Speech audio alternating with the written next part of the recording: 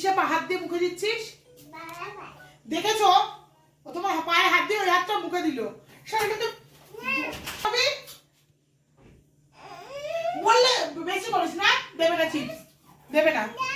ও যেরকম শয়তান ও দেবে না, আগে দেবে না। তোমার বেশি সাহস হয়ে গেছে, পায়ে টুকরায় হাতে ওই হাত মুখে দিচ্ছ, আবার বলছো, আবার বলছো, আবার বলছো।